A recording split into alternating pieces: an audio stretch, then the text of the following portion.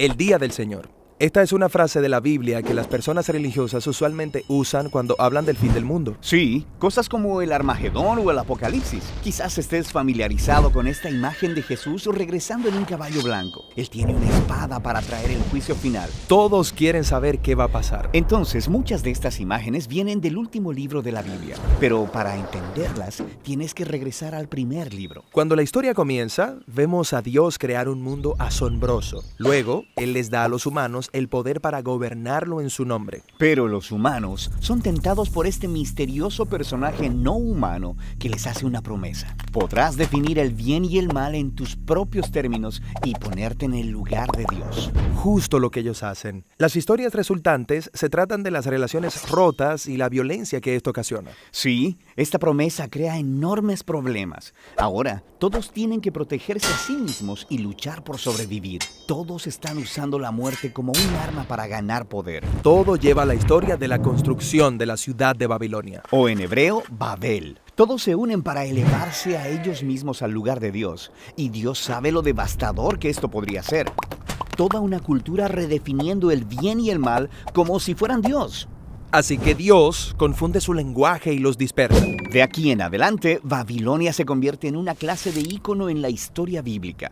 Es una imagen que representa la rebelión corporativa de la humanidad contra Dios. Y la siguiente vez que vemos esto es en la historia del antiguo Egipto. Es cierto, el faraón, rey de Egipto, se siente amenazado por estos inmigrantes israelitas. Él empieza a matar a todos los niños y esclavizar al resto. Esto es realmente malvado. Sí, Egipto es como una Babilonia más grande y malvada. Ellos se cuidan a sí mismos a costa de los demás, redefiniendo el mal como bien. Así que Dios le retorna a Faraón su propio mal. Su orgullo lo impulsó y fue tragado por la muerte. Después de esta gran liberación, los israelitas cantan una canción acerca de cómo Dios es su guerrero que los liberó del mal. Los israelitas se referían a este momento como el día. El día en que fueron rescatados de un sistema humano corrupto. Y cada año, desde ese momento, los israelitas han celebrado el día de su liberación con una cena simbólica de un cordero sacrificial. Se llama Pascua. Eventualmente, Israel llega a su propia tierra y tiene sus propios reyes y se enfrenta con nuevos enemigos. Así que ese pasado día del Señor, celebrado en cada Pascua, comienza a generar la esperanza de que Dios traerá el día de nuevo para salvar a Israel de las nuevas amenazas. Ahora, allá en las colinas, había un pastor de ovejas llamado Amós. Él fue designado por Dios como profeta para anunciar impactantes noticias a Israel, que Dios traería otro día del Señor contra sus enemigos. Y esta vez el blanco es Israel. ¿Qué?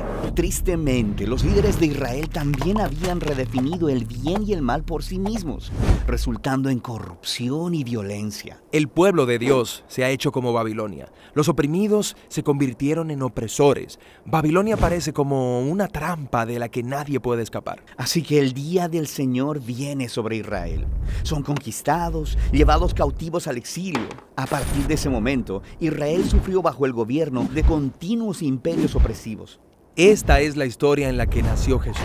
Sí, en ese tiempo el imperio opresivo sobre Israel era Roma. Entonces, ¿va Jesús a confrontar a Roma, deshacerse de ellos? Bueno, no. Jesús vio como el verdadero enemigo a ese mal misterioso y no humano, ese mal que había seducido a Babilonia, Egipto, Roma e Israel. Toda la humanidad se ha rendido a la promesa del poder del maligno. Esto es lo que Jesús resistió solo, en el desierto, cuando fue tentado a utilizar su poder con fines egoístas. Pero Él no lo hizo. Después de eso, Él empezó a confrontar los efectos del mal en los demás. Empezó diciendo que iría a Jerusalén para la Pascua, para una confrontación final con el mal de Israel y Roma, muriendo. Morir. Pero eso luce como un fracaso. Jesús dejaría que el mal agotara todo su poder sobre él, usando su única arma verdadera, la muerte. Jesús sabía que el amor y la vida de Dios eran todavía más poderosos, que Él podía vencer al mal volviéndose el Cordero de Pascua, entregando su vida en un acto de amor. Y algo cambió ese día. Cuando Jesús derrotó al mal, Él abrió un nuevo camino para que cualquiera pudiera escapar de Babilonia y descubrir esta nueva clase de poder, esta nueva forma de ser humano. Ok. Así que algo cambió, pero el poder del mal todavía está vivo y funcionando, y nosotros seguimos construyendo nuevas versiones de Babilonia. Cierto. El último libro de la Biblia, Apocalipsis, apunta hacia el futuro y el último día del Señor. Es cuando el reino de Dios viene a confrontar a la Gran Babilonia. Es la imagen de todas las naciones corruptas del mundo. Sí, eso es todo. El Armagedón, el juicio final. ¿Cómo acabará Jesús con el mal? Bueno, no es lo que podrías esperarte. En Apocalipsis, el Jesús victorioso se simboliza con un cordero sacrificado manchado de sangre. Y luego, cuando Jesús llega al final sobre su caballo blanco para confrontar al mal, Él está manchado de sangre antes que la batalla siquiera comience. ¿Premanchado de sangre? Eso es una imagen extraña. Más bien, Él venció con su sangre cuando murió por sus enemigos.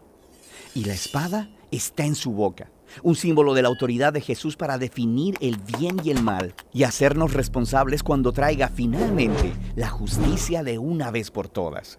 Y así, mientras tanto, el Día del Señor es una invitación para resistir la cultura de Babilonia. Y es una promesa de que un día Dios liberará nuestro mundo de la corrupción y traerá las cosas nuevas que tiene preparadas.